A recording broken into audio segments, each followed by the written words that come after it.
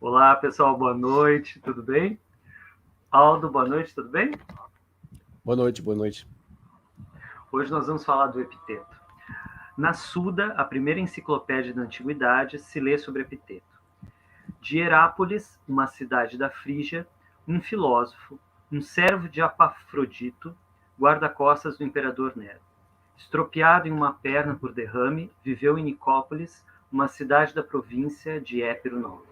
Sua vida se estendeu até o reinado de Marco Aurélio Antonino. Escreveu muitos livros. Se lê nas diatribes de Epiteto. Acontece que o racional e o irracional se revelam diferentes para cada um, assim como o bem e o mal, o vantajoso e o desvantajoso.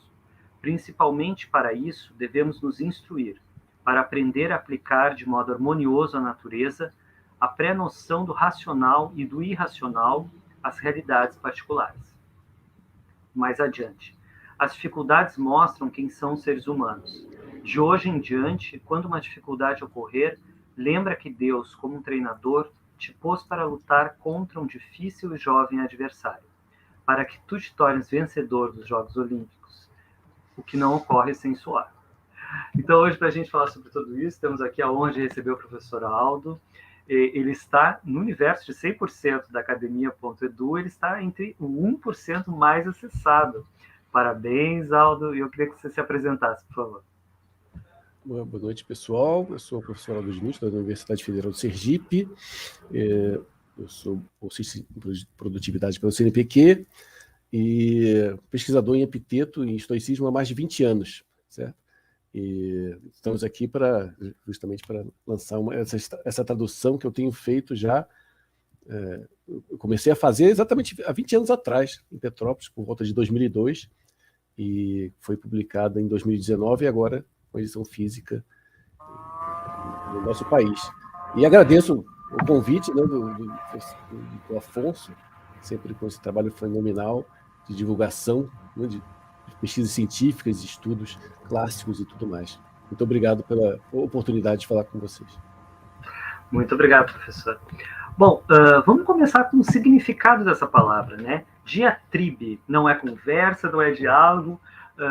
Isso tem a ver com esse conceito de paresia, de uma certa franqueza? Como que é? A diatribe se tornou um estilo literário, já era um estilo literário antigo, né?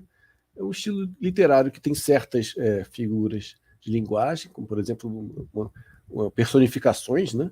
Tem momentos que Epiteto personifica Zeus, por exemplo, ou outros personagens. Ele dialoga consigo mesmo. Ele se remete diretamente ao ouvinte, a alguém supostamente na plateia, né? E então a diatribe tem elementos do diálogo socrático, do elenco socrático, uma série de figuras de linguagem, e o objetivo da diatribe, é por isso que eu preservei o nome de diatribe, porque em inglês eles muitas vezes traduzem por discourse, né? Discurso, mas em discurso em português é uma coisa muito formal. E em francês por entretien, mas entretien seria conversa, mas conversa é por demais informal. Então não é nem discurso nem conversa, é algo como um modo de apresentar, de falar sobre um tema, e, por um lado discursando, por outro lado conversando com os presentes, né? E o objetivo do Flávio Arriano é transmitir ao leitor essa dinâmica, essa dramatização, para que o leitor se sinta como um dos alunos de Epiteto, como se estivesse na sala de aula de Epiteto. Apareceu o Gabriele, boa noite, Gabriele. Já apareceu o Gabriele, o nosso principal incentivador, né? Ele que há 10 anos atrás nós mandamos para ele eu e o Alfredo Julien mandamos uma cópia da nossa tradução do Manual de Epiteto, edição bilíngue. Ele acolheu, publicou na Arcaia, revista, né? A revista de estudos clássicos, uma das melhores revistas de estudos clássicos do Brasil, e desde então nós literalmente criamos nosso espaço, certo? E devemos com certeza ao nosso Gabriele Cornélio. E temos também agora o podcast Arcai. Vejam lá no YouTube, que é maravilhoso. Professor, vamos falar dessa figura então. Lúcio Flávio Arriano Xenofonte.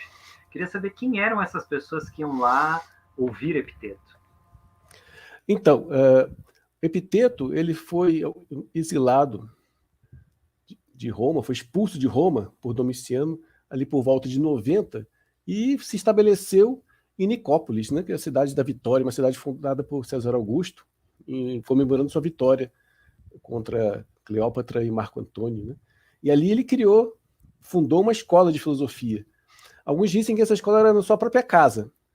Então, os alunos vinham de várias partes do Império Romano e passavam um tempo com ele, um ano, 2 anos, às vezes até 3 anos. Era como se fosse uma universidade, né, de filosofia, só que você tinha um número restrito de professores. Então, era um curso, na primeira parte do curso você tinha os fundamentos da lógica, depois a física, depois ética, e no final do curso, por assim dizer, como um complemento, né, você tinha essas diatribes, que eram essas preleções morais que já supunham todo esse conhecimento dos fundamentos da filosofia estoica. Então, em geral, eram pessoas de classes abastadas que iam assistir às aulas de Epiteto. Entretanto, Epiteto mantinha sempre um contato com o povo em geral, o povo simples, né? Porque ele era um ex-escravo, né? E tinha muitas amizades entre as pessoas simples, entre as pessoas pobres. Inclusive, graças a isso, ele foi adotar, já com mais de 70 anos, um garoto que estava a ponto de ser abandonado pelo pai. E com mais de 70 anos de idade, ele adotou uma criança. Né? Veja que ato de grandeza, uma idade que as pessoas só querem descansar. Né? Imagina, você vai adotar uma criança aos 70 anos. Né? E ele criou, né, segundo dizem, ele tinha afeição pela criança, criou uns laços afetivos. Né? Então era uma pessoa especial nesse sentido. Ele tanto se abria para as pessoas de posses quanto para as pessoas comuns, para as pessoas simples, para as pessoas pobres. Né? A educação, como eu acho que é, a educação não como etiqueta, né? Que você se distingue das classes baixas por uma etiqueta, e a partir dessa etiqueta você estabelece um preconceito, né? Mas não, você trata a todos igualmente bem, certo? E é exatamente o que ele fazia. E ele teve que até contratar uma serva, né, para essa função. Isso, provavelmente para amamentar a criança, né? Porque a criança ia ser exposta. Os romanos, na antiguidade tinha essa exposição, você pegava a criança e deixava ao relento morrer, literalmente. Quando você achava que não tinha recursos ou que não queria criar a criança, né? O infanticídio, né? Como se chama. E ele foi lá e salvou a criança, literalmente. Professor, vamos falar um pouquinho do Arriano. Ele era grego, não era isso? E de origem aristocrática? Ele é de família nobre, né? De Nicomédia, e ele ganhou a cidadania. Provavelmente a família inteira dele recebeu a cidadania romana, então ele já nasceu, muito provavelmente, com a cidadania romana. E o interessante é que esse Xenofonte, as pessoas achavam... Boa noite, professora. Apareceu a professora Maria Aparecida.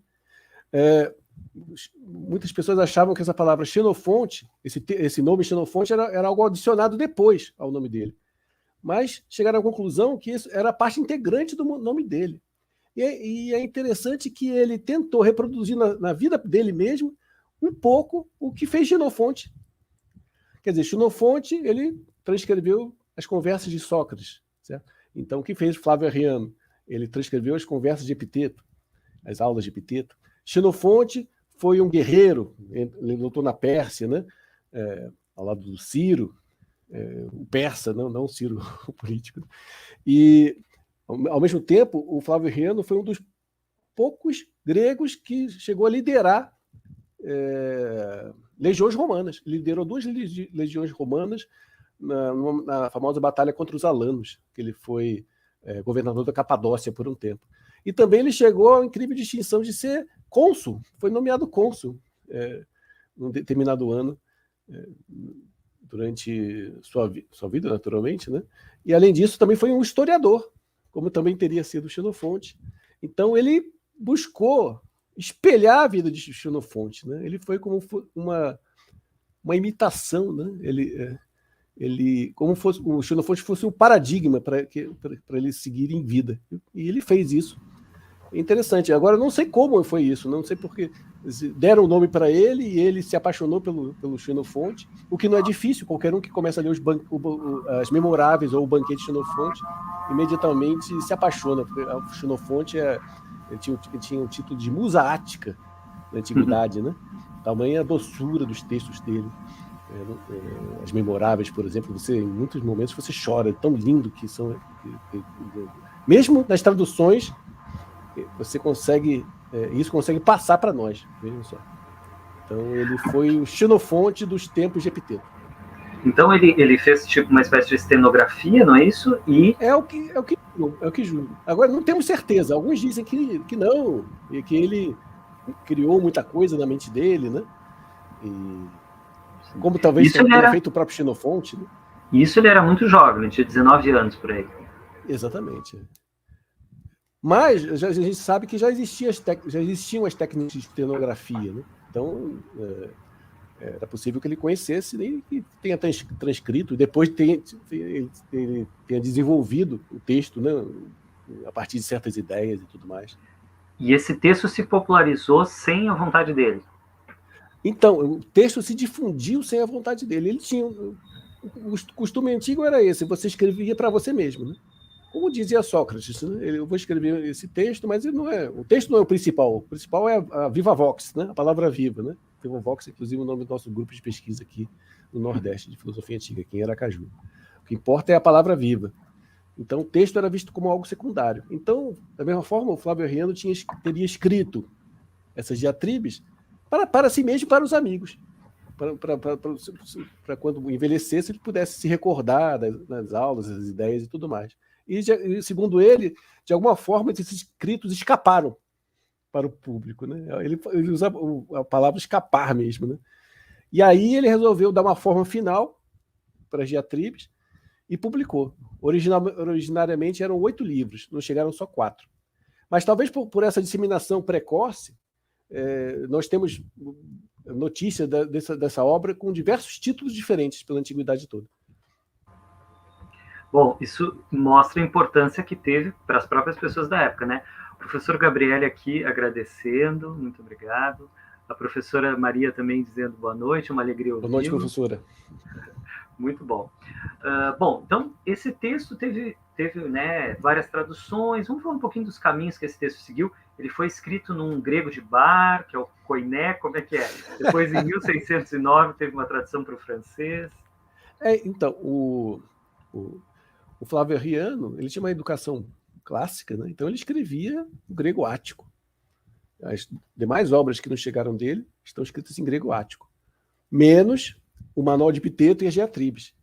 Então, os especialistas concordam que ele fez isso justamente para transmitir para o leitor, né, a vivacidade das palavras epitetianas, o que se perderiam se ele escrevesse de um modo formal, com um grego ático, que não era mais uma língua falada, era uma língua literária, né? Então, ele escreveu em grego koiné. E essa é uma grande dificuldade para traduzir esse texto, porque você tem que transpor para a língua atual, né, para o português atual, essa vivacidade, esse caráter coloquial. E não é fácil, né? Escrever coloquialmente e com qualidade ao mesmo tempo. Não é fácil. Ele consegue isso no grego, né? E a gente luta para conseguir isso, traduzir isso para o português. Talvez por isso é que a primeira tradução dessa obra seja minha, né? Não porque eu seja o brilhante tradutor do grego, mas fui o primeiro a encarar de frente esse desafio e traduzir esse texto. Ninguém tinha, até aqui, traduzido esse texto para o português. Professor, vamos então falar um pouquinho por que o senhor acha que demorou tanto para... Porque Epiteto no Brasil, eu tenho a impressão de que ele está começando a ser difundido, né? Por que essa demora e como surgiu essa tradução? De acordo com o Gerard Botter, o Gerard Botter é um dos maiores especialistas do mundo em epiteto. Ele se aposentou recentemente e ele estabeleceu o texto do manual de epiteto, estabeleceu o texto grego, né? Que até 1999 havia uma série de manuscritos, mas ninguém tinha se debruçado sobre eles para estabelecer um texto, fazer um texto, digamos, oficial, certo? Estudando todos os manuscritos. E o Gerard Botter fez isso. E ele fez uma grande pesquisa histórica e ele consultou Michel Spanet, que era um jesuíta francês, um cara genial, que estava estudando as paráfrases cristãs do Manual do Epiteto no Império Bizantino. Então, o Spanet descobriu 3 paráfrases, depois descobriu mais uma ainda, e essas paráfrases não tem ainda tradução para língua vernácula, né? nem em francês, nem nenhuma língua moderna. E uma das coisas que o Michel Spanet, esse jesuíta, descobriu é que houve, em certo momento do século XVI, na Itália, um voto de silêncio em relação ao epiteto. Certos cardeais intelectuais católicos, eles disseram assim, não se fala mais sobre epiteto. Não queremos conversa sobre epiteto. Ao invés de contrapor, duelar com o pensamento de epiteto, é melhor se calar, melhor que esse epiteto seja mantido em silêncio. E isso fez com que não houvesse traduções diretas do grego, do manual, praticamente desde o século XVI até essa tradução que eu fiz com Julien. Em meados do século XX, teve uma tradução para o português, mas era uma tradução de tradução. Era um grego que estava vivendo no Brasil que resolveu traduzir a tradução da Elizabeth Carter para o inglês. Mas também não foi muito difundida essa tradução. E uma tradução antiga de um padre que era de tempos em tempos publicada novamente. Certo? Então, isso funcionou. Durante centenas de anos, não se ouviu falar de epiteto no Brasil. Mesmo na Itália, porque o grande divulgador de epiteto na Itália foi quem? Foi o Giacomo Leopardi, que fez uma edição de popularização do manual. Então, veja, durante séculos, né, um silêncio enorme, né, sobre epiteto. E finalmente conseguimos rompê-lo. A razão disso é uma razão de conflito religioso, porque epiteto, em algum momento daquela luta da Contra-Reforma, caiu, por assim dizer, em mãos dos reformistas. Porque epiteto, o pensamento de epiteto é um pensamento libertário. Você encontra 2 vezes mais a palavra eleuteria, liberdade em grego, no Manual de Epiteto, por exemplo, que em todo o Novo Testamento. Então, os reformistas tomavam essas palavras de epiteto como uma espécie de antídoto contra a rigidez da teologia católica. Certo? Então, o epiteto passou a ser visto como um inimigo nesse sentido, né? E tanto por essa razão ele é extremamente famoso nos Estados Unidos, na Inglaterra, na Alemanha e até pouco tempo muito pouco conhecido no mundo latino, né? Latino.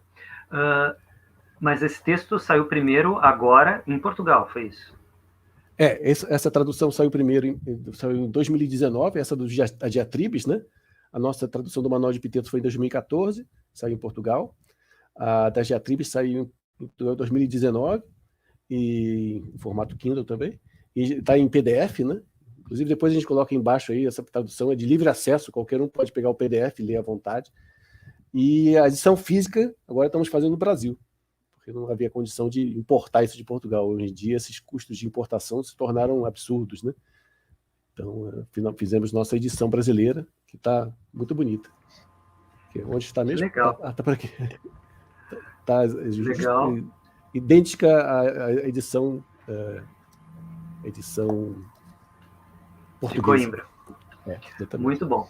Bom, vamos falar um pouquinho então dessa personalidade do Epiteto. Ele teve várias influências, né? Claro, do Crisipo, que foi o fundador, se não me engano, do estoicismo, mas também aparecem influências de Aristóteles, dos céticos.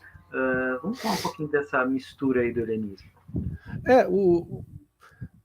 Esses filósofos do Império Romano, eles têm uma vantagem em relação aos filósofos antigos.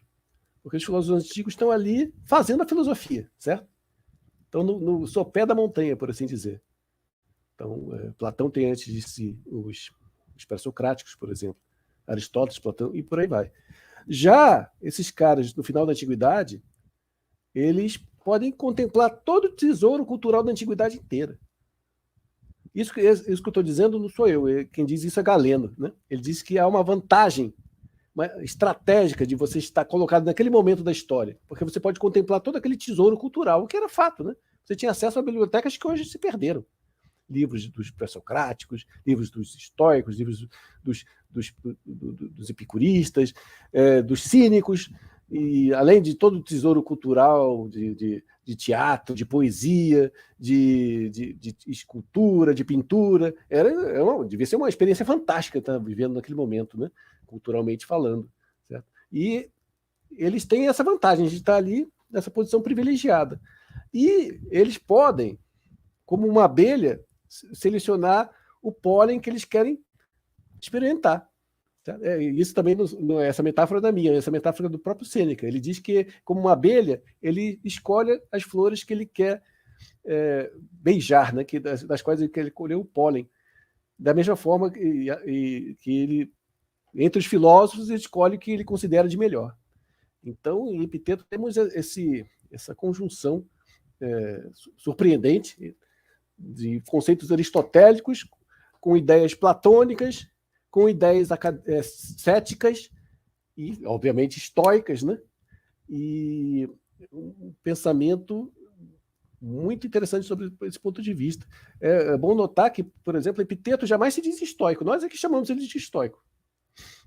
Inclusive, ele se refere aos estoicos na terceira pessoa. Ele fala assim, os livros dos estoicos estão cheios de argumentozinhos. Então, aliás, ele nem sequer se diz filósofo, né? Porque isso seria demais, né? Porque isso seria contra a própria profissão de ignorância socrática, né? Segundo a qual você reconhece constantemente sua ignorância de modo a se manter aberto para o aprendizado, né? Porque se você se considerar sábio em algum momento, você se fecha para o aprendizado. Então... E há também uma crítica que se faz entre eles, né? Há um diálogo entre os acadêmicos, entre os céticos, com os estoicos, não há? Isso eu costumo dizer que essas escolas perfazem como os pés de uma mesa, certo? Então, eles, ao mesmo tempo, se criticam, mas também sabem que dependem uns dos outros.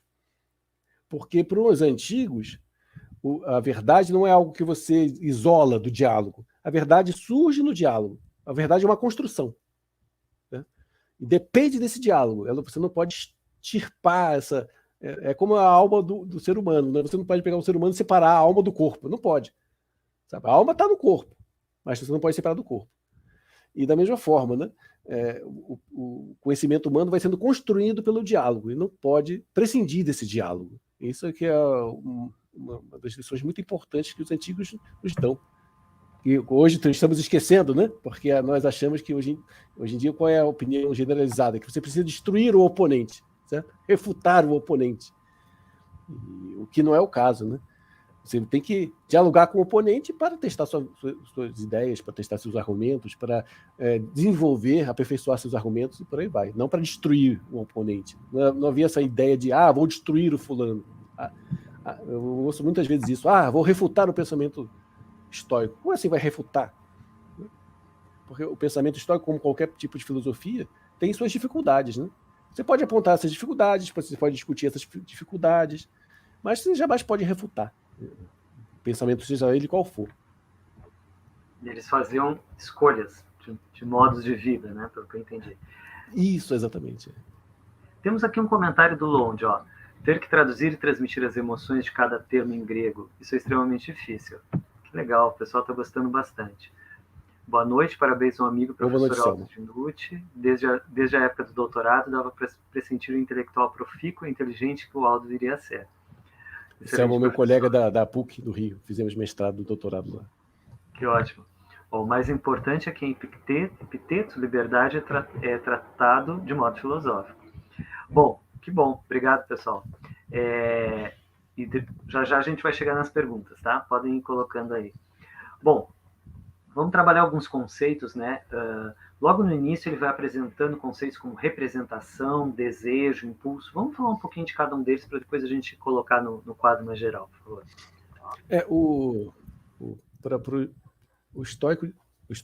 O Epiteto, ele distingue entre coisas F-remin e UQ-F-remin. F-remin são as coisas sob nosso encargo. E geralmente a gente ouve dizer as coisas sob nosso controle, né? Mas não é certo dizer que estão sob nosso controle, porque não necessariamente estão sob nosso controle. A ideia da filosofia é controlar essas coisas, tomar posse delas, que embora estejam sob nossa responsabilidade, muitas vezes nós não assumimos a responsabilidade por elas. Então, por isso que eu uso sob nosso controle, mas com reservas. Melhor dizer sob nosso encargo, sob nossa responsabilidade. Em inglês, eles têm uma tradução que é simples e eficaz, é up to us, né? É conosco, né? Certo? Depende de nós, né? Depende de nós. Então, entre essas operações, você tem um assentimento, você tem o impulso, você tem o juízo e você tem a fantasia, que é a representação. Assentimento é sincartateses, o impulso é hormé, o juízo é crises, ou pode ser dogma também, opinião, hipólipsis, e a fantasia, que é a representação. O que é a representação? Por exemplo, eu estou olhando para a tela e vejo você. Então, há um conteúdo perceptivo, um dado da percepção que atinge meus sentidos e chega na minha alma. E, por outro lado, minha alma emite um juízo. Essa é a imagem do Afonso Júnior. Então, tem um lado que é perceptivo, né? Sensorial, e, por outro lado, que é um intelectual, uma variação daquilo que eu vejo. Certo? Então, o que Epiteto está dizendo? Você não pode modificar esse dado sensorial, porque, como o próprio nome diz, é dado, né? É algo dado. Mas você pode modificar teu juízo, teu assentimento, teu impulso em relação a essa coisa que te afeta. Então, essas são as 4 operações básicas que estão sob nosso encargo, que são FRMI, que estão sob nossa responsabilidade. Agora, por que isso, talvez? Porque a representação ela pode ser falsa e ela também pode ser obscura, por isso o assentimento é uma espécie de... Exatamente. Isso eu posso julgar e isso eu não posso julgar?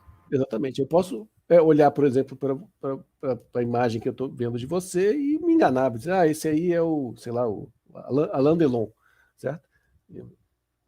Não que eu posso me confundir, de fato, né? Então, o meu juízo vai estar equivocado sobre a imagem que eu vejo. Certo? E se eu der um assentimento, essa representação com esse juízo equivocado, eu erro no meu assentimento. Está entendendo? Por outro lado, há situações nas quais eu devo suspender meu juízo. Por exemplo, o número de estrelas é par ou ímpar? Não sei. Então, não vou nem dizer que é par, nem dizer que é ímpar. Vou suspender meu juízo. Os estoicos são responsáveis por criar essa noção de suspensão de juízo, aliás, né? Que depois os céticos acadêmicos vão desenvolver, né? Vão generalizar, por assim dizer. Então, controle sobre isso, né? Por que eles dizem isso?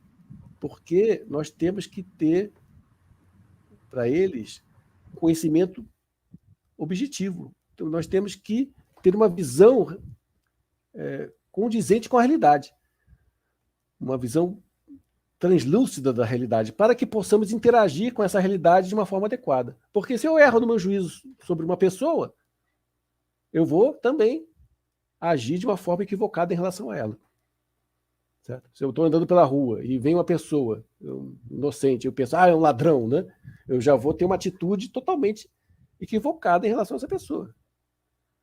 E isso vale para todas as coisas. Então, é a partir do nosso juízo que a gente interage com as coisas do mundo. E se nossos juízos são equivocados, nossa interação com as coisas do mundo vai ser equivocada e, consequentemente, vamos ser infelizes, porque nós vamos nos obstacularizar. Certo? Sim. Tem um trecho que eu achei bem interessante, ele diz assim, são faltas servir-se das próprias representações ao acaso e de modo confuso e não compreender um raciocínio, né? Ou seja, de certa forma, esses juízos, como o senhor está dizendo, dependem da percepção, né? O que coloca ele num contexto muito contemporâneo, né? Por um lado, nós tivemos assim muito relativismo pós-estruturalista, mas também hoje, com esse mundo de fake news, né, de teorias da conspiração, a gente vê que a verdade é bastante construída, né? Então, isso o que você falou é extremamente relevante, porque até uns 15, 20 anos atrás estava muito em moda você ser um relativista radical, né? Você se lembra disso? Não existe ciência, tá tudo do mesmo, né? você acender uma fogueira na floresta ou mandar um foguete para a Lua, é tudo, enfim, são coisas equivalentes e etc. Né? E as pessoas apostavam nessas ideias. Né? E eu sempre pensei, pô, isso não é possível, porque a gente está diante de uma realidade. Certo? Existe uma realidade que nos afeta. O exemplo que eu costumo dar sobre isso é a questão da insulina. Certo? Como que descobriram a insulina? Havia a doença, né? da diabetes, e as pessoas não sabiam o que era. Então, os médicos canadenses, no princípio do século XX, eles começaram a investigar o que seria, por que a pessoa está... O que significa a pessoa ter diabetes? O que está errado, né, no corpo da pessoa que tem diabetes? E aí, eles perceberam que tinha a ver com o pâncreas, mas eles não sabiam para que servia o pâncreas. E aí, eles começaram a fazer uma... boa noite, Milton. O Milton é um professor da Estadual da Bahia.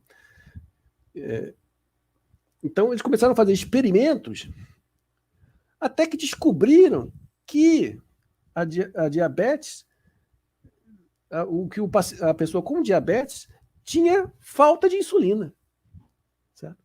E que eles descobriram que a insulina abria as células do corpo humano para a passagem do açúcar, né, que em última análise nos mantém vivos. Certo? E isso começaram a produzir insulina de uma forma ainda artesanal, por assim dizer. Né? E foi um experimento fantástico. Eles pegaram aquela insulina e não sabiam o que ia acontecer. Então, naquela época, quando as crianças ficavam com diabetes, tipo 1, né, em um certo momento elas ficavam com cetoacidose. O que é cetoacidose? Você fica com um índice de glicemia tão alto que você entra em estado de coma. Então, essas crianças enchiam alas dos hospitais, os pais ficavam à beira do leito esperando que essas crianças morressem. E aí esses médicos vieram com esse preparado, né, que eles não sabiam ainda como funcionava, e começaram a aplicar nas crianças. E as crianças começaram magicamente a despertar. Daí, conseguiram mais tarde sintetizar a insulina. Hoje em dia, uma caneta, né, e a pessoa tem uma vida normal. Basta injetar essa caneta e o corpo funciona, consegue se alimentar. Né? Então, o que eu quero dizer com isso? Eles descobriram um componente da realidade. Ciência é isso. Eles descobriram como funciona o corpo humano. Eles descobriram o caráter extremamente importante da insulina no corpo humano. E descobriram como ela funciona e depois, mais tarde, conseguiram descobrir a própria composição química da insulina e, graças a isso, foram capazes de sintetizá-la em laboratório. Porque até poucas décadas atrás, a insulina era feita a partir dos porcos, né? Então, sacrificavam animais, era um procedimento duríssimo. E essa insulina que vinha dos porcos era aplicada nos seres humanos, mas como era dos porcos, causava rejeição. E por isso as pessoas com diabetes morriam muito cedo, porque oxidava tudo. A pessoa, por um lado, salvava a pessoa porque era insulina, por outro lado, matava a pessoa, porque não era insulina própria do corpo humano. Era aquela mesma coisa, quando você faz um transplante de uma parte para outro corpo, né, você precisa tomar esqueci o nome do remédio, aquele remédio que impede que o seu organismo rejeite aquela parte. Né? E depois descobriram a formulação química e hoje em dia produzem isso em laboratório. Certo? Então, houve uma interação com a realidade. Em outros termos, a realidade não é qualquer coisa que a gente imagina. Não basta pensar, eu quero que a realidade seja assim, não é assim. A realidade é algo determinado. E você pode interagir com essa realidade conhecê-la em alguma medida. E você pode, consequentemente, fazer ciência. É por isso que as vacinas funcionam, certo? Porque eles descobriram a realidade, descobriram, esse vírus, agora como que a gente ataca esse vírus? Faz tal coisa. E por isso as vacinas funcionam. Ciência é isso, certo? A ciência, fazer ciência implica conhecer a realidade em certa medida. Não talvez no sentido forte de Platão conhecer a essência, ou de Aristóteles, de conhecer a essência das coisas, né? Mas conhecer em tal medida que você é capaz de interagir de uma forma correta com a realidade. Então, eles conheceram o papel deles. O que a gente está falando, então, é que ele usa a expressão compreender um raciocínio, né? Essa ligação, então, da ética com a lógica seria algo assim? Por aí, por exemplo. Como eles concebem a ética? Né? Eles concebem a ética justamente a partir da nossa estrutura animal. certo? Que nós somos animais racionais e associais. Somos animais comunitários, né? Ora, animais que possam viver em comunidade de uma forma adequada precisam de certas regras, não é isso? Então, por exemplo, ser agressivo com as pessoas não favorece a sua vida em comunidade, certo? Já ser atencioso, tratar todos com humanidade, é bom para você e bom para as demais pessoas. Aí como que eles chegam a essa regra? Simplesmente conhecendo e reconhecendo a nossa natureza humana, não a natureza no sentido transcendente, mas no sentido antropológico mesmo, no sentido biológico. Então eles vão fazendo isso com cada aspecto da natureza humana. Por exemplo, todos os seres humanos têm fome, né? Certo? Mas, ao mesmo tempo, a sua fome tem que ser medida pela sua necessidade de convívio social. Por exemplo, se você vai no banquete, você não vai sentar na mesa e, por exemplo, se tem um prato principal ali, você não vai pegar esse prato principal com as mãos e enfiar na sua boca, né? Ou vai ficar com tudo para si. Por quê? Porque, embora você tenha fome, embora o corpo te peça, né, por esse alimento, você sabe que antes de matar a fome, você tem que respeitar certas regras do convívio social, porque você é, antes de tudo, o quê? Um ser comunitário. Então, é assim que eles vão desenvolvendo, através de argumentações assim, que eles vão desenvolvendo os seus princípios. Por isso que esses princípios morais são válidos até hoje, porque eles estão falando sobre coisas que são verdadeiras, né? Quem vai dizer que o ser humano não é comunitário, que nós somos... Se fôssemos tigres, né, nossos princípios morais seriam completamente diferentes. O tigre não precisa viver em comunidade, certo? O tigre só precisa encontrar a tigresa de vez em quando, certo? E a tigresa cuida sozinha dos seus filhotes. Não precisa de família, não precisa de aldeia, não precisa de nada, né? Então, se os tigres fossem seres racionais, a ética dos tigres seria muito diferente da nossa. Mas ainda assim seria uma ética. Obrigado. Temos aqui o Clay perguntando, ó, há previsão para um lançamento dos demais volumes?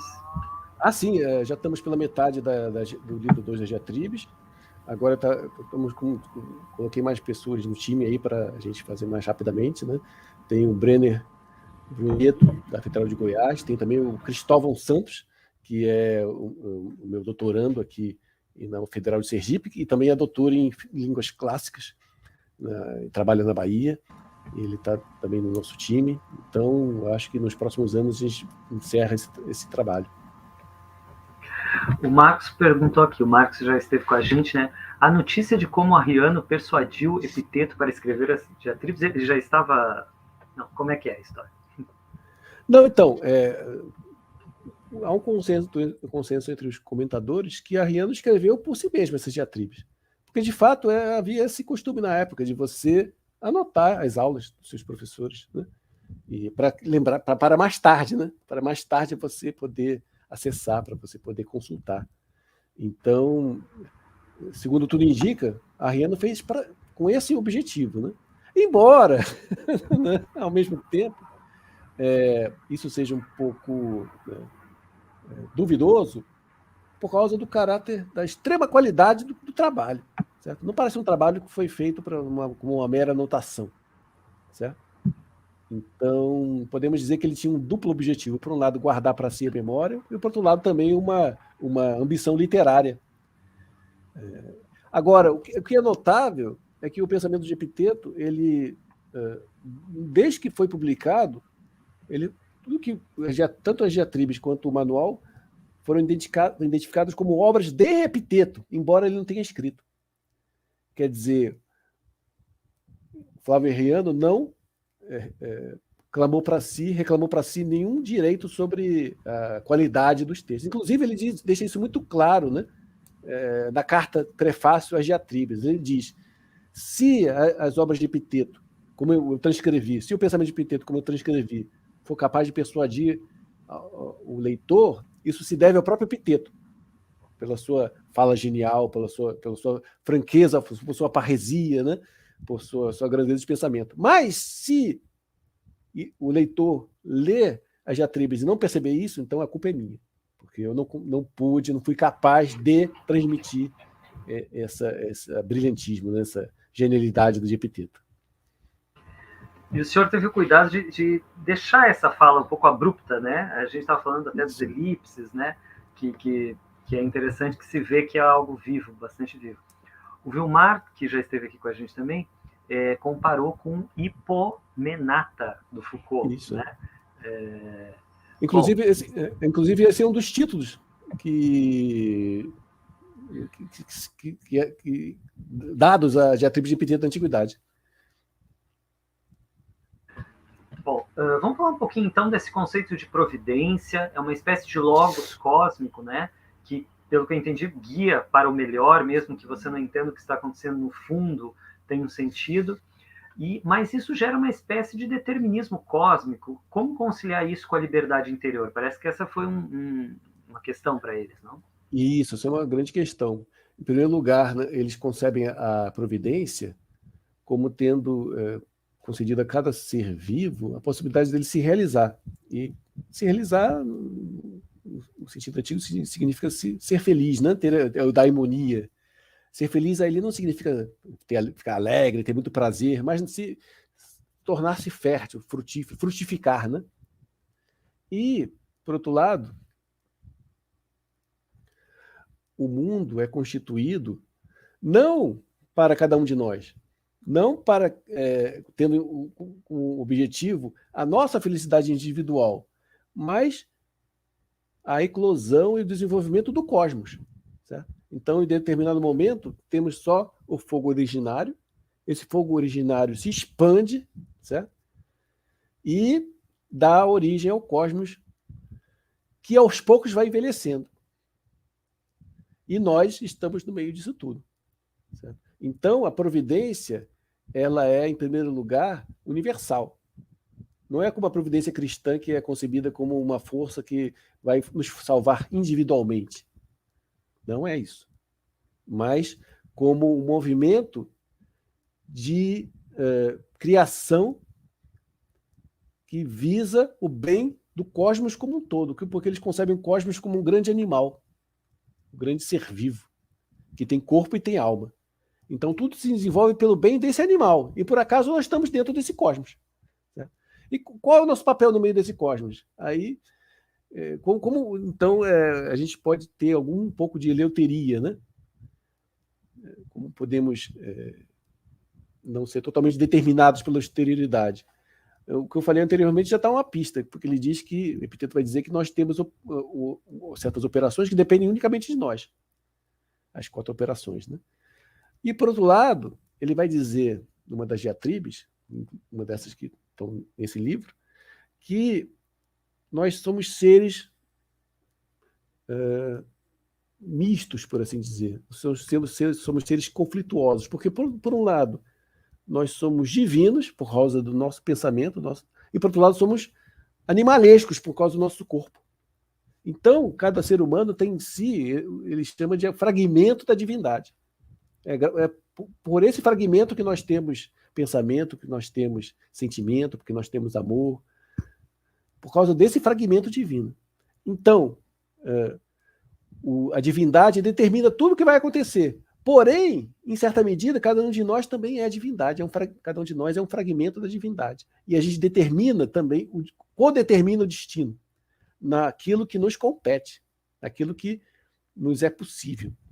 Então, essa é a tese do compatibilismo, né?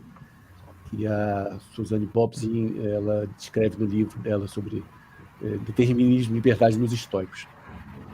Então, há essa indeterminação relativa, né, em cada um de nós, porque nós somos livres para reagir de uma forma original, criativa, diante dos acontecimentos pré-determinados. E também escolher coisas, né? De certa forma. Tem um trecho que ele fala assim: pois o que te parece? Que me aproximo do mal e me afasto do bem por querer? De modo algum. Então, por qual razão eu cometo faltas? A ignorância. E, em outro momento ele vai falar assim: os animais racionais formam uma comunidade com Deus. Então, de certa forma, esse uso da razão nos faz iguais, nos faz espelhar esse logos que é a razão? Exatamente. É por isso que ele vai dizer que os seres humanos são filhos e filhas de Deus. Deus, ou Zeus, né? E aí, quando ele fala Deus, Zeus ou deuses, ele está se referindo ao Logos estoico, o fogo artífice, que é o fogo inteligente que tudo cria, né? Que é providente. E, ao mesmo tempo, parte daí essa ideia de uma irmandade entre os seres humanos. Daí que eles vão ver como algo contra a natureza, né? A escravidão, a servidão, ou mesmo você, o mero fato de você maltratar um outro ser humano, porque para eles realmente cada ser humano é seu irmão ou sua irmã. É realmente, não é um modo de dizer, não é um modo bonito de dizer. Não, para eles é literalmente isso, porque cada um de nós partilha com Deus um fragmento dele mesmo.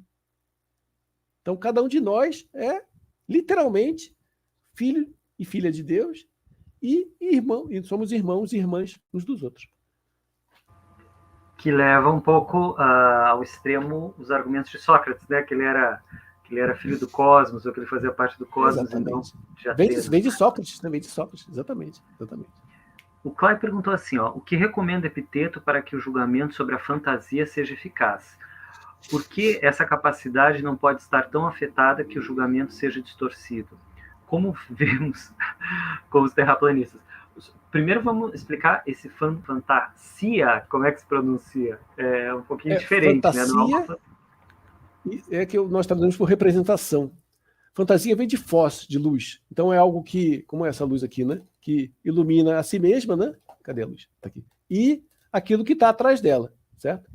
Então, o pensamento, junto com a percepção, conhece a coisa e, ao conhecer a coisa, ele se mistura com a coisa. Como essa luz aqui, ó.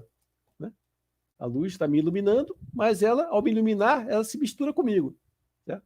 E o pensamento também. Ele vê as coisas, por assim dizer, e ao ver as coisas, ele se envolve, né? Ele se mistura com a coisa. E ele se mistura na medida do juízo, na medida do modo como ele avalia a coisa externa. E se essa avaliação é equivocada, naturalmente ele comete um erro. Daí que os estoicos vão desenvolver toda uma lógica para prevenir que você cometa erros. Por um lado, uma lógica proposicional, por outro lado, ser capaz de separar a percepção da opinião. Certo? Separar a percepção, fazer um recuo, né? Não se precipitar. Justamente uma das virtudes que eles mencionam é a proptosia, a ausência de precipitação no juízo. Ser capaz de avaliar corretamente as suas percepções. O que não é fácil, né? Por exemplo, você conhece uma pessoa, como você vai avaliar se essa pessoa vai ser boa ou ruim contigo? Isso é uma coisa dificílima. Só um exemplo, né? Então temos dezenas de exemplos assim. E faz toda a diferença, né? Porque se você achar que uma pessoa vai ser boa contigo e está equivocado, você vai sofrer bastante. E isso vale para todas as demais coisas. Sim.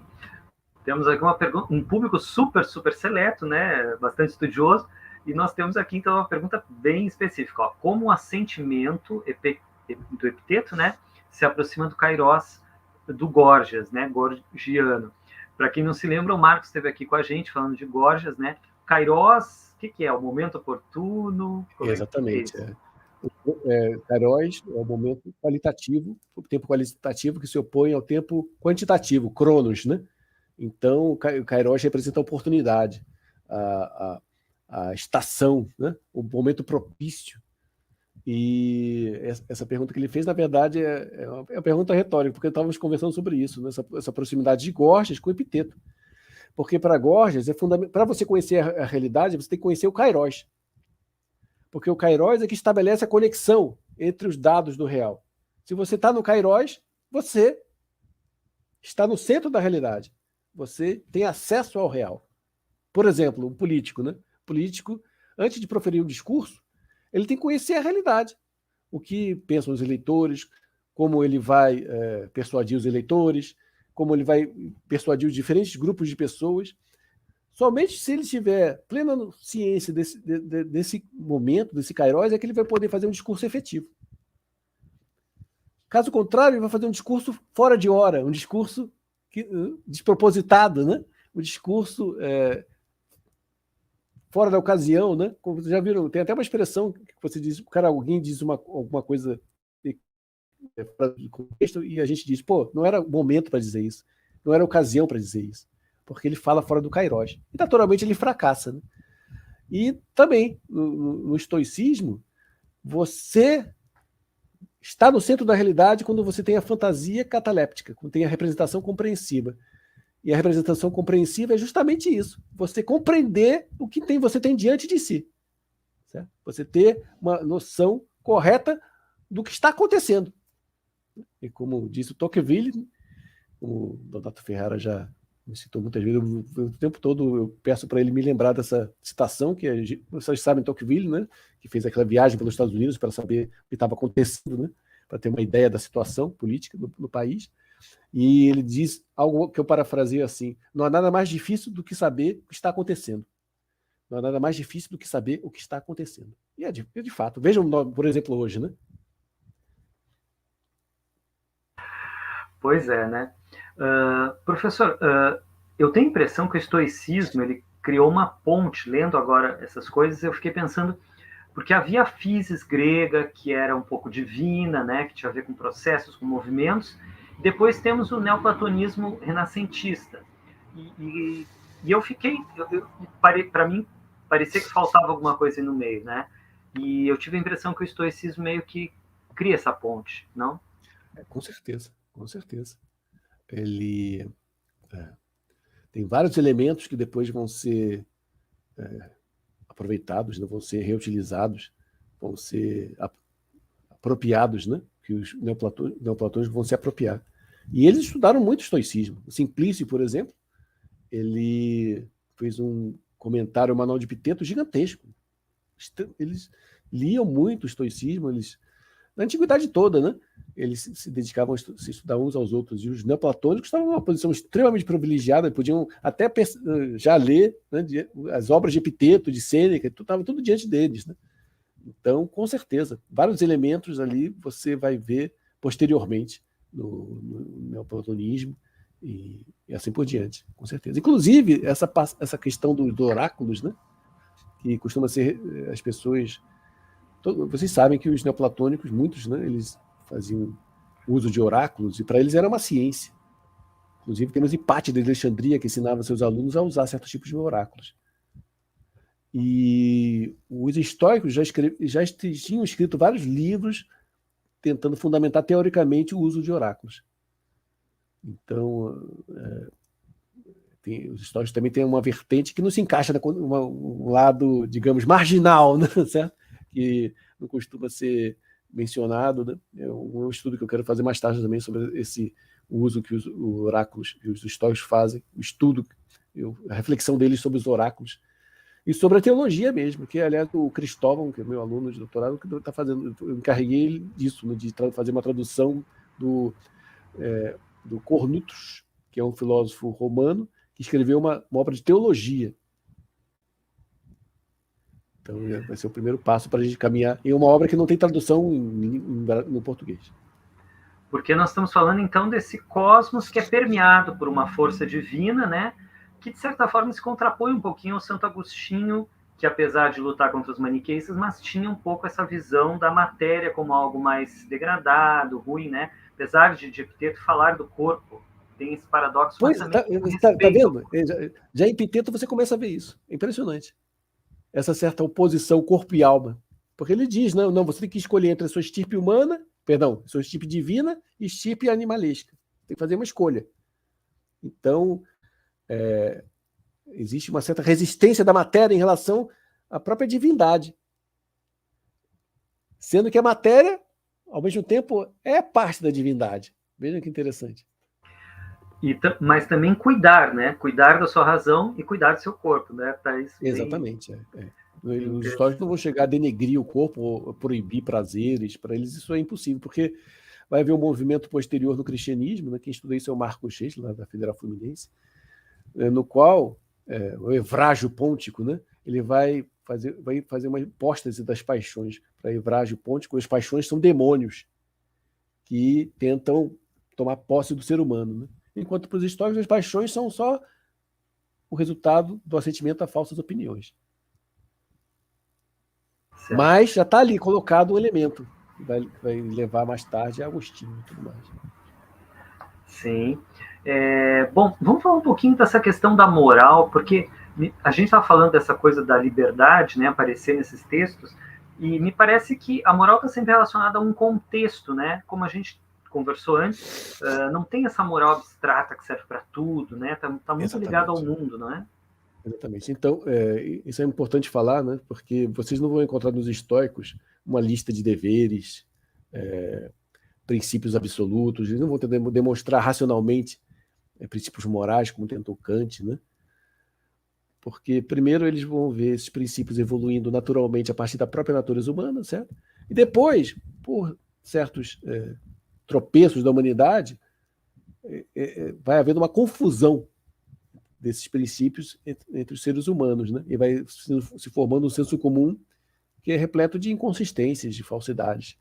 Mas isso se deve mesmo ao turbilhão que é a humanidade, certo? Cada um pensa uma coisa, cada um diz uma coisa, e tudo isso vai se misturando e fazendo um grande novelo que é inconsistente, que é contraditório. Mas, ao mesmo tempo, eles vão reconhecer a diversidade cultural. Então, Epiteto tem um capítulo no qual ele deixa muito claro que, por exemplo, quanto à religião, você siga aquela dos seus pais. Certo? Siga aquela dos seus antepassados. Ele está falando num contexto no qual religião é fundamentalmente honrar os antepassados. Então, cada um honra os seus antepassados. Não existe ainda uma religião como hoje em dia, o islamismo, o cristianismo, a religião universal, né? Não existe essa ideia. Então, Epiteto está falando que cada um deve manter a sua tradição cultural, por exemplo, em relação à religião, e respeitar o outro também. Ele vai deixar claro, né, que você não vai ser menos pio ou mais pio por seguir essa ou aquela religião, mas por sua atitude interior. Isso Sócrates já disse lá atrás no Eutífron, certo? E os históricos todos vão repetir isso. Quer dizer, o pio é um estado interior, né? Então você pode ser pio sendo islâmico, cristão, etc, etc, etc. Também eles vão falar a mesma coisa, o relativismo, o Epiteto vai mencionar isso em relação à vida sexual, em relação aos hábitos, à sexualidade aceita. Ele vai dizer que você deve seguir aquelas leis que estão na sua comunidade, certo? Então ele está deixando claramente, está evidenciando, né, que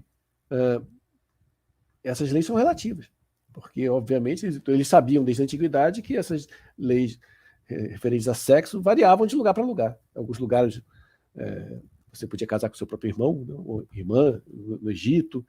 Em outro lugar você podia ter 2 esposas, e por aí vai, certo? Ou mesmo os tipos de relação sexual que você podia ter legalmente ou informal, esses tipos variavam de acordo com a cultura.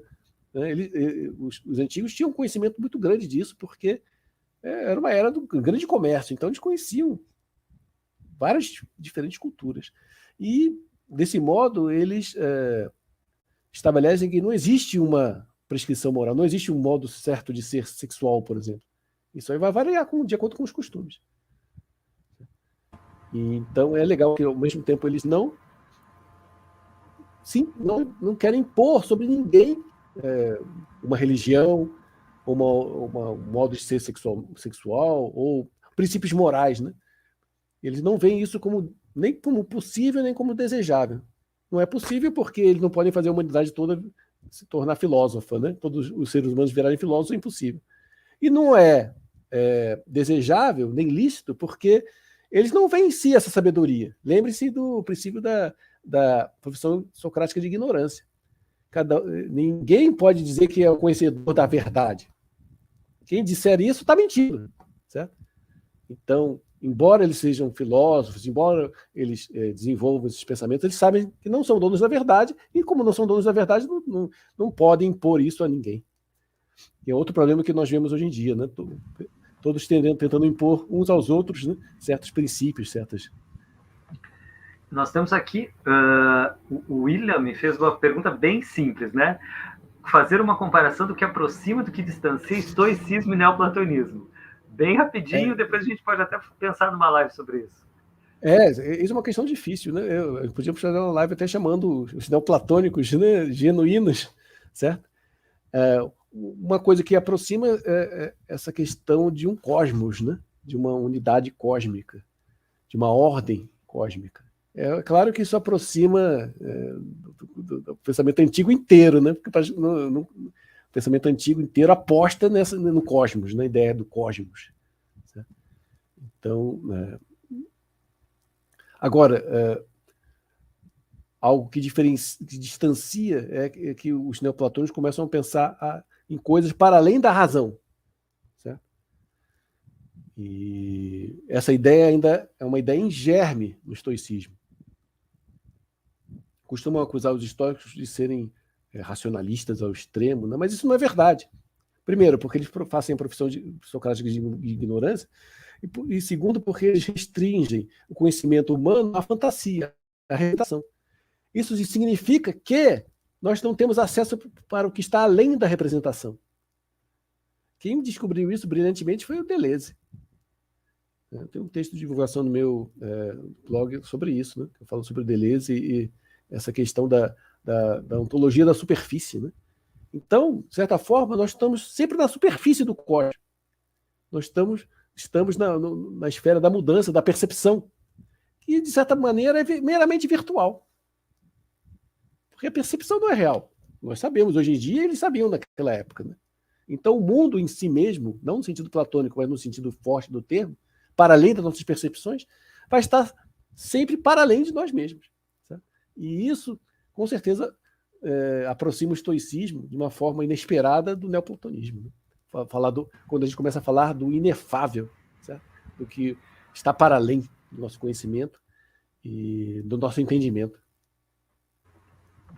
Bom, temos muito que pensar por aí também, né? Obrigado. Ele vai dizer assim, ó, se essas coisas são verdadeiras e se não somos lerdos e não estamos fingindo que o bem e o mal do ser humano estão na sua capacidade de escolha e que as demais coisas nada são em relação a nós, por que nos agitamos, por que sentimos medo? Ocupamo-nos com essas coisas a respeito das quais ninguém tem poder. Então, qual é o nosso problema? Contudo, se eu admirar meu diminuto corpo, entrego-me como escravo. Se eu admirar minhas diminutas posses, entrego-me como escravo. Lembra-te disso. Nós mesmos nos afligimos, nós mesmos nos colocamos em aperto, isto é, as nossas opiniões nos afligem e nos põem em aperto. Queria que o senhor comentasse um pouquinho e também a gente vai encerrando. Assim. Você escolheu muito bem essa passagem, porque menciona justamente essa contradição, vou chamar de contradição, que é o ser humano. Tem uma passagem célebre da República 9, em que Platão diz que o ser humano é uma mistura do racional, como fosse um homúnculo, né? Do leão, que é o nosso desejo por vitória, por reconhecimento, e do monstro policéfalo, que são os nossos desejos sensuais em geral, de alimentação, de sexo, etc. Né? E que o ser humano é a mistura dessas três coisas. Né? Então ele literalmente faz assim, você pega essas três coisas, sendo o monstro policéfalo o dobro do leão, e o leão o dobro do homúnculo, né? Imagina que são feitos de massas modeláveis. Você junta todos num ser humanozinho, assim, uma imagem humana, e coloca uma casca. Né? Isso é o ser humano. Certo? Então, o ser humano é uma unidade contraditória, heterogênea, certo? Com desejos, inspirações e aspirações em sentidos diversos e opostos. Certo? Então, por um lado, o racional diz que nós não devemos nos apegar ao corpo, por outro lado, o nosso corpo diz, não, lembre-se de mim, aqui estou, né? Certo? E eu quero tudo isso que você despreza. Certo? Então, nesse sentido, a filosofia do Epiteto é uma tentativa de harmonizar o corpo com a alma, ao mesmo tempo reconhecendo que essa harmonia é impossível. Em última análise, em sentido último, né? Porque são coisas heterogêneas que foram usadas para nos constituir. Certo? Então, é por isso que tem uma frase dele que é genial. Ele diz assim, eis nossa luta, enlouquecer ou não. Certo? Você enlouquece quando essas partes começam a brigar entre si. Né? Começam a se degladiar. E você pode manter uma certa sanidade na medida que você estabelece a paz entre essas potências contrárias que te constituem. Mas será sempre uma paz provisória, será sempre uma paz imperfeita. Como diz o Posidônio, ninguém pode se dizer sábio, porque os seres humanos, eles são compostos, né, do corpo e da alma. E o corpo não para de enviar desejos para a alma. Não para nunca. Por mais sábio que você seja, certo? Aí de repente vem um desejo sexual violento, ou vem uma ganância por poder violenta, e você tem que lidar com essas coisas o tempo todo. Então, essa passagem é perfeita, porque ele está falando desse conflito, está falando dessa luta, e é harmonizar, tentar estabelecer a paz entre coisas que, por natureza, se opõem. Muito obrigado, professor. Bom, vou pedir uma dica para quem quer, além do livro que está sendo lançado, né?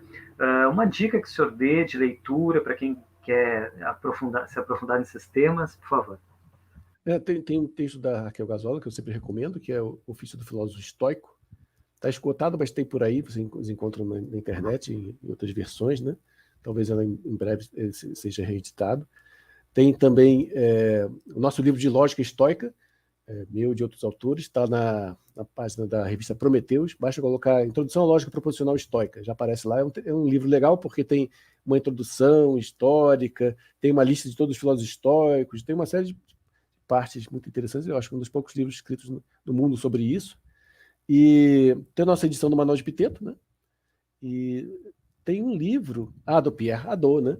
Certo? Que é filosofia antiga, que fala que o Pierre Hadot é um dos grandes pioneiros do estudo do helenismo no século XX, francês, né? E é um dos fundadores desse estudo, ele que resgatou esses estudos. Antes dele, esses estudos eram considerados como inferiores e tudo mais. Ele que conseguiu mostrar para a comunidade acadêmica a riqueza, a densidade do pensamento helenístico, não só dos estoicos, mas também dos epicuristas, cínicos e por aí vai. Então, para começo, esses 3 livros aí estão de bom tamanho. Muito obrigado, professor. Sempre uma honra recebê-lo, sempre um prazer. O pessoal adorando aqui, agradecendo muito. Todo mundo gostou muito. Agradeço muito a presença de todos, viu? Bastante gente assistindo. Peço que vocês deixem comentários, não só aqui no chat, mas embaixo do vídeo também, porque isso ajuda o YouTube a divulgar. Então é isso que faz o vídeo ser disseminado por aí, né? Também amanhã nós vamos ter Mishima, tá? Vamos falar um pouquinho do Japão. E espero todos vocês amanhã. Todo mundo que quiser voltar, inscrevam-se no canal. Aldo, uma boa noite, muitíssimo obrigado. Obrigado, mais uma vez, obrigado pelo apoio que você tem sempre dado e parabéns pelo excelente trabalho. Fala aí, Joelson. Legal, obrigado, pessoal. Foi um prazer. Até a próxima. Obrigado.